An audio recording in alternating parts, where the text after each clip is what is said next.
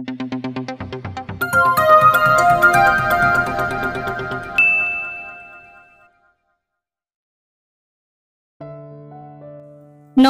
POV. Kanina pa ako naghihintay kay Casey. Hindi ko alam kung saan ito pupunta at hindi niya sinabi kung saan ito pupunta. Hindi ako nag-alala sa kanya. Nag-alala ko dahil dadating mamaya si mom at dad. Hindi ko pa rin tanggap na anak ko yung dinadala ng babae na yon hanggat walang DNA test. Binuksan ko na lang ang phone ko at binuksan ang Insta ko. Saka ko kinunek kung saan ang location niya. Kaya pinuntahan ko kaagad siya kung saan ito. Pinarada kong sasakyan ko sa isang restaurant. Before ako bumaba ng kotse ko, tinignan kong phone ko kung heto ba talaga ang location nito. Saka ako bumaba nang nakita ko nandito nga siya. Nasaan na kaya yun? Pumasok na lang ako at tinitignan ang kabuuan. Pero wala akong makitang bruha sa restaurant. Nasaan kaya yung napadpad? Teka, baka nasa parking lot.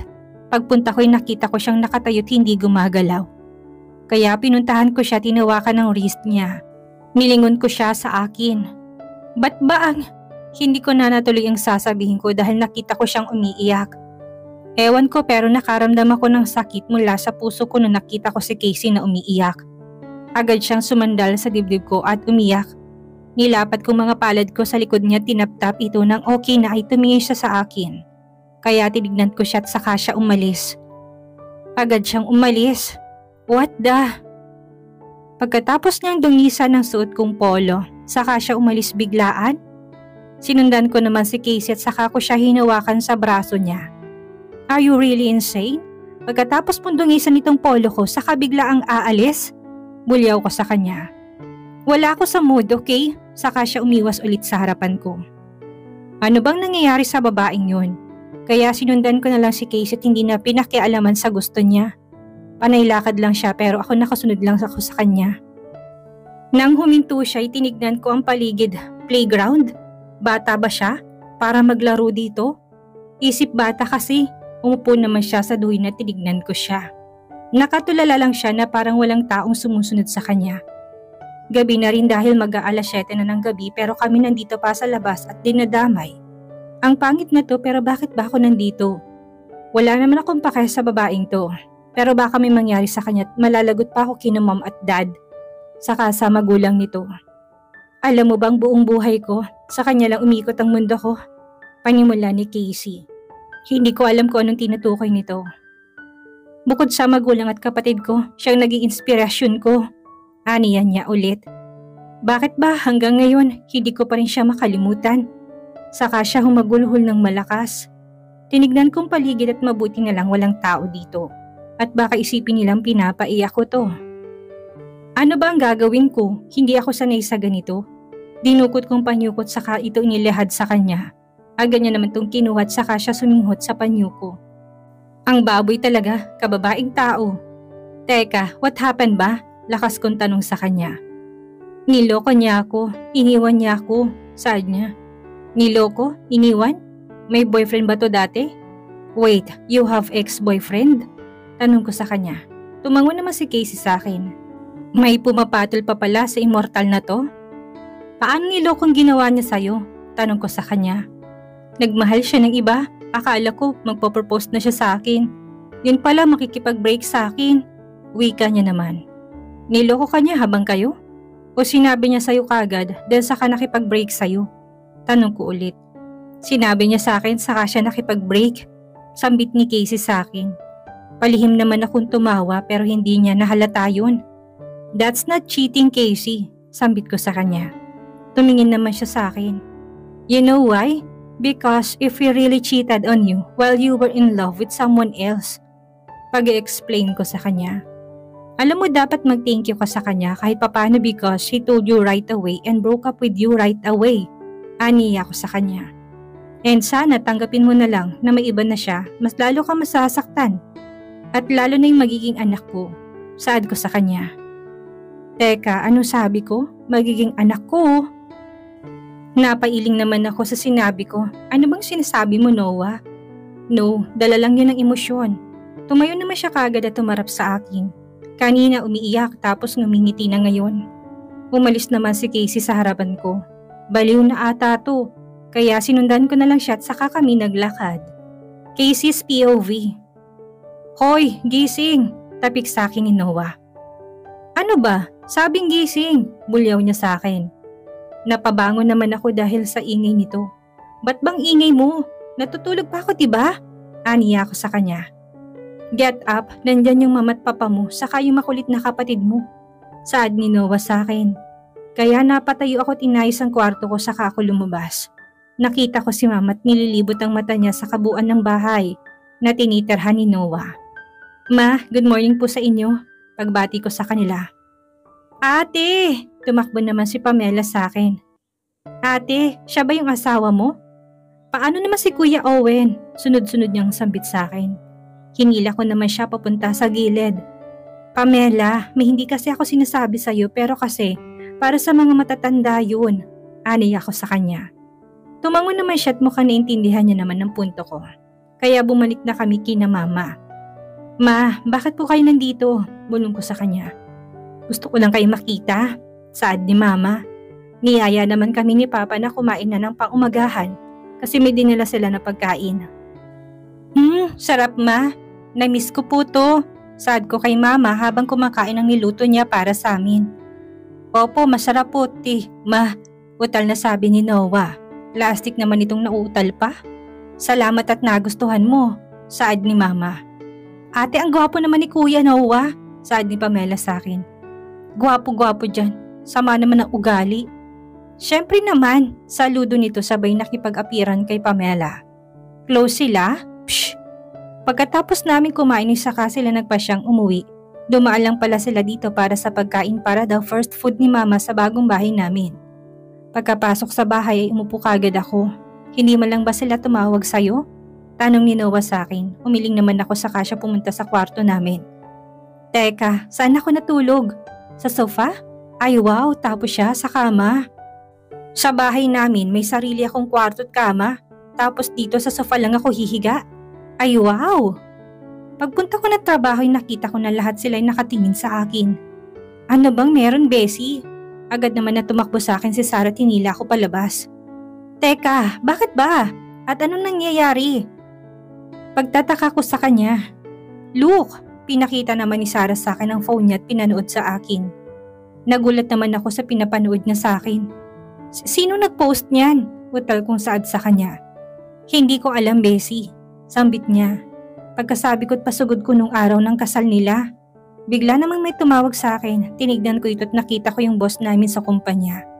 Pinapapunta niya ako sa office niya at malamang sa malamang tungkol ito doon kaya nagpaalam na muna ako kay Sarah at saka pumunta sa office. Pagdating ko doon ay pinaupo kagad ako. Nilapag niya ang phone sa lamesa at pinakita sa akin ang nangyari. What is this, Miss Morales? Tanong niya sa akin. Napapikit naman ako dahil sa kaba. Hindi ko po. Hindi na ako nakapagsalita dahil may biglang nagbukas ng pintuan. It's my fault, saad nito. Napatingala naman ako at nakita ko si Noah na hingal na hingal. It's not his fault, it's my fault, saad nito ulit. Napatayo naman kaagad si Sir Ortega at bumati dito. What do you mean, Sir Imperial? Tanong nito. Pumunta si Noah sa harapan ko at pinapunta niya ako sa likod niya. Ano bang ginagawa niya dito? Nababaliw na ba siya? It's my fault kaya siya tumakbo nung araw na yun. Nagmamahalan kasi kami habang kinakasal ako then she stopped the wedding. Then I went with her and I realized that I couldn't leave her. Pag-explain niya dito. Ano raw? Nagmamahalan kami. Okay, I got it, Sir Imperial. I'm sorry and Miss Morales take care always, okay? Huwag mo na ulit gagawin yun, saad niya sa akin. Saka siya nagpaalam sa amin na umalis. Lumingon naman si Noah sa akin. Are you okay? Tanong niya sa akin. Ano bang nangyayari dito? Nilapat ko naman ang palad ko sa ulo't leeg niya. Wala naman siyang lagnat at tinapik niya naman ang kamay ko saka siya nagsalita. I think you okay. Wait, bakit hindi ka malang umuwi nang malaman mong nakapost yon? Tanong ni Noah sa akin. Napabuntong hininga naman ako. Bakit ako uuwi? Eh di parang ako yung mali doon, saad ko sa kanya. Bigla namang may tumawag sa phone niya. Okay, good. Siguraduhin yung nakadelete na lahat. Paimbestigahan ko sinong nag-post nun at kapag may nalaman na kayo tumawag agad kayo. Saka niya binabaan ang tawag niya at lumingon ulit sa akin. Pinadelete ni Noah yung video para sa akin ba? Inalog ko naman ang sarili ko. Ano bang pinagsasabi mo, Casey? Sumama ka sa akin. Saad niya sa kanya ako hinila palabas. Paglabas namin, lahat sila nakatingin sa amin kaya napayuko na lang ako. Paglabas namin, pinasakay niya ako sa kotse niya at saka siya niya pinandar. Huminto kami sa bahay at lumabas siya at ganun din ako. Naghubad siya ng long sleeve niya at umupo sa sofa. Gusto mo ba ng tubig? Tanong ko sa kanya. Umiling naman si Noah at hindi ko alam kung anong sasabihin ko sa kanya dahil sa nangyari. Thank you sa ginawa mo, saad ko sa kanya habang kung saan nakatingin. Don't think I did that for you, aniyan niya. Napalingon naman ako sa kanya. What? Sa palagay mo ba ginawa ko yun para sa'yo? No. Saka siya tumayot pumunta sa kwarto. Napakasama talaga ng ugali nito. Oo, alam kong hindi mo yung ginawa para sa akin. Para sa kumpanya yun. Bakit? Iisipin ko bang ginawa niya yun para sa akin? Buwisit na yun. Noah's POV. Wala ba siyang balak pumasok dito sa loob? Nagtatampo ba siya dahil sa sinabi ko? Teka nga, bakit ko ba siya inaalala? Hayaan ko nga siya sa labas. Wala naman akong pake sa kanya. Inaamin kong kasalanan ko lahat ng nangyari nung araw na yun. Kung hindi ako humingi ng tulong sa kanya noon, hindi siya mapapahamak. Sino kayang lakas ng loob na gumawa nun? Humiga na lang ako sa kama at pumikit. Tumingin naman ako sa pintuan at hinintay si Casey na pumasok sa loob. Bakit ang tagal niya?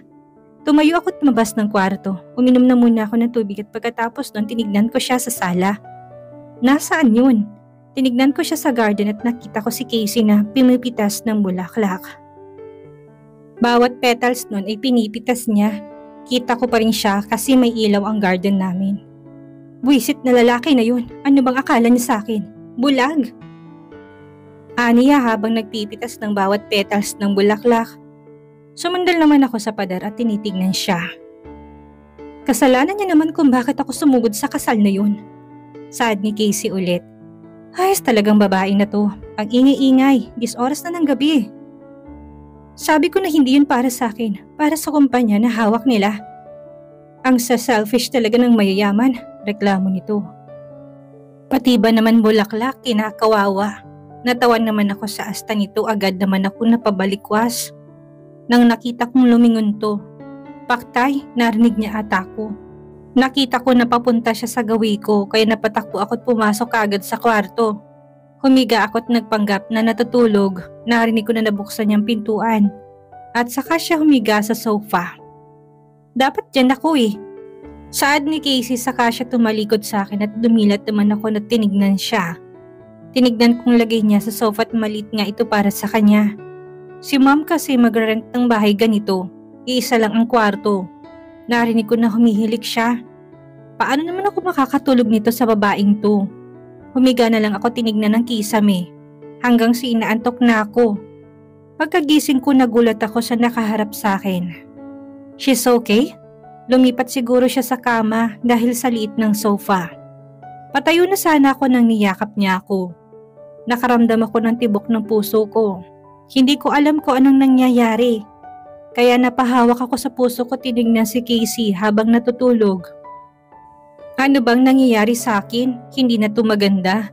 Nagdahan-dahan akong tumayot sa wakas nakatakas na ako. Pumunta ako sa kusina at saka uminom ng tubig. Nababaliw na ata siya tumabi sa akin. Pagkatapos nun nag-ayos na ako. Hindi ko na siya ginising. Humihilik pa nga ng malakas. Kulang na lang i-broadcast ko sa lahat sa lakas ng hilik nito. Pagkatapos ko mag-ayos, pumunta na ako sa Nylon Group. Ngayon kasi ako magiging CEO. Hindi ko nasabi kay Casey dahil nga sa nangyari. Nakita ko na doon si Dad at saka kami naglakad papunta sa conference. Pagpasok namin na nakita ko si Sheila at pati ang daddy nito. Bakit sila nandito? At dumako ako sa isang taong familiar sa akin. Sino ba to ulit? Hindi ko na siya maalala. Wala naman akong paki. Umpo naman ako sa gilid ni Daddy.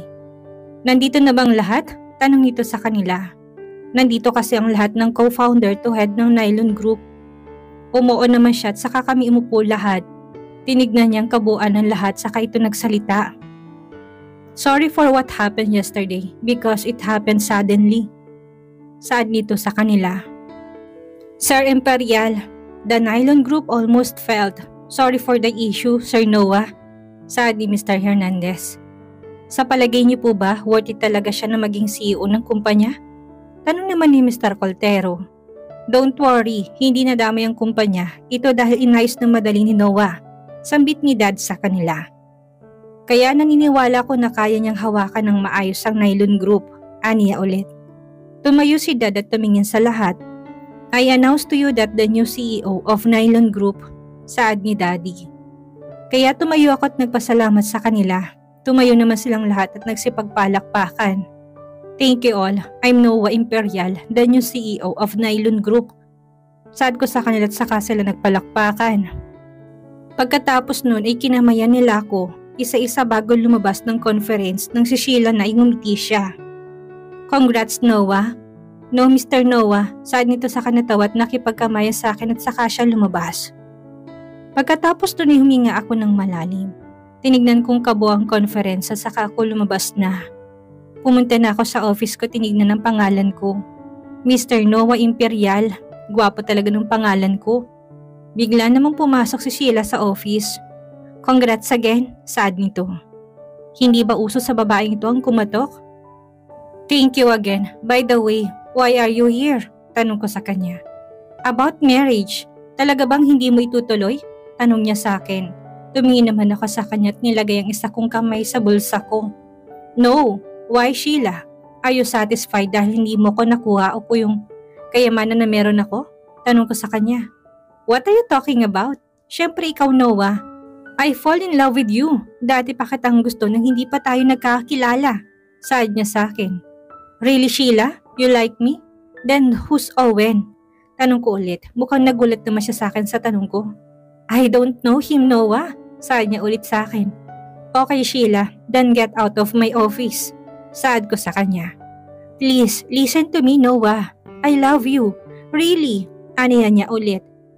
I said, get out of my office. Bulyaw ko sa kanya saka siya umalis. In love siya sa akin? Na-in love siya kagad sa akin? Na-in love siya sa akin dahil hindi niya ako makukuha, hindi niya rin makukuha ang kayamanan na meron kami. Casey's POV. Pinapunta ka ni Mommy dito sa bahay nila at nagluluto ngayon sa harapan ko. Tinuturuan niya ako magluto para raw kay Noah at sa anak ko. Para kay Noah? Yak, paki ko ba doon sa lalaki na yon? Napakasalbahe nga ng ugali nun. Ay naku, nagsandok naman si Mommy sa akin ng isang kutsara para tikman kong luto niya. Tinikman ko naman at nag-thumbs up ako para sang-ayon na masarap ang luto nito. Kain na tayo.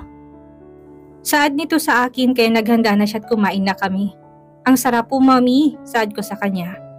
Magluluto pa ako ng ibang ulam para sa'yo iha, saad nito sa akin. Aalis ka ba kagad? Sakto may papadala sana ako sa'yo Casey. Padala pala ng pagkain kay Noah. Pagpapasuyo nito sa akin, kinuha ko naman at nilagay sa tabi ko. Nasaan po ba si Noah Mommy? Tanong ko sa kanya. Hindi mo pa ba alam? Ngayon ang pagpasok niya sa pagiging CEO ng Nylon Group. Saad nito. Ha? Ngayon? Hala, hindi ko alam. Hindi naman niya sinabi sa akin. Alam ko po Mommy. Akala ko po kasi may meeting siya sa ibang lugar. Pagdadahilan ko. Hindi ko tuloy siya na i-congrats. Pagkahatid ko nilang ng pagkain niya mamaya. Pagkatapos namin kumain ng Mommy ay nagpaalam na kagad ako na aalis na. Pupunta na muna ako sa Nylon Group bago ako pumasok sa trabaho. Sumakay na lang ako ng taxi at pumunta sa kumpanya na yon. Pagdating ko doon pumunta kagad ako kung saan si Noah. Pagpunta ko doon pumunta ako sa counter. Sir, saan po ba dito yung office ni Sir Noah Imperial? Tanong ko. Ano pong kailangan nyo? Tanong niya sa akin. OMG, nandito ka na naman? Ano bang sabi ko? Bawal ka dito, saad niya sa akin. Heto na naman siya. Nakita ko na naman kasi yung lalaking humarang sa akin. Noong unang beses kong makupunta dito. May ipapabigay lang po ako, saad ko sa kanya. Saka ko pinakita ang pagkain sa kanya. Hindi po kumakain si Sir Noah ng ganyan, saad nito ulit. Iniinsulto ba nitong yung luto ni Mommy? Pakitawagan na lang si Noah, saad ko sa babae. Guard, pakilabas itong babae na to at baka manggulo pa dito. Saad niya sa akin kaya hinawakan na ako sa braso.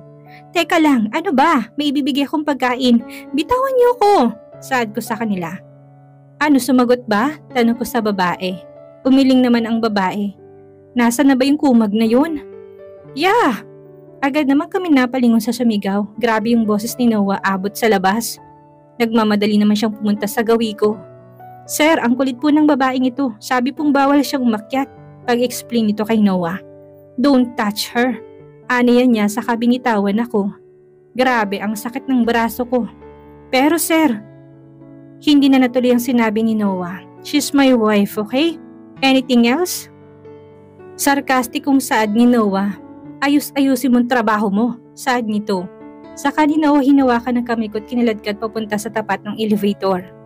Pagkabukas nun pinagtitinginan kami ng mga empleyado sa kumpanya noon. Pagkapasok at pagkasara na nito ay tinapi kong kamay niya sa pagkakahawak sa kamay ko. Pagbukas ng elevator ay pumasok kami kagad sa office at umupo siya. Why are you here? Tanong ni Noah sa akin. Pagkain, obvious ba Mr. Imperial? Niluto to ni Mami para sa'yo, ani ako sa kanya. Nilapag ko naman to sa harapan niya at saka ko binuksan. Pinaamoy ko ito sa kanya at hindi naman siya nagreklamo. Tikman mo, saad ko sa kanya, kaya kumuha ko ng kutsara at nilapit sa bunganga niya. Say, saad ko. Hindi ako bata, saad nito. Bilis na, ang daming satsat, saad ko sa kanya binukaka ang bibig niya at kinain ng pagkain. Sarap 'di ba? Luto ng mami mo yan kaya kainin mo, ani ako sa kanya. Kumain naman si Noah at para siyang batang hindi pa kumakain. Hindi pa ba siya kumakain kahit kanina? Diyos ko naman, hindi ka pa ba kumakain kanina?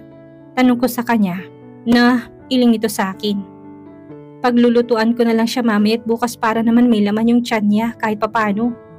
Kamusta yung pagiging CEO? Tanong ko sa kanya. Fine, tipid niya sabi sa akin. Suplado naman ito. Mababait ba lahat ng kasosyo ng CEO nyo? Tanong ko ulit sa kanya, napahinto naman si Noah at tumingin sa akin. At dito na po nagtatapos ang ika-4 na kabanata ng ating kwento at sana'y muli niyo po akong samahan sa mga susunod pang kabanata. Maraming salamat po at ingat po tayong lahat.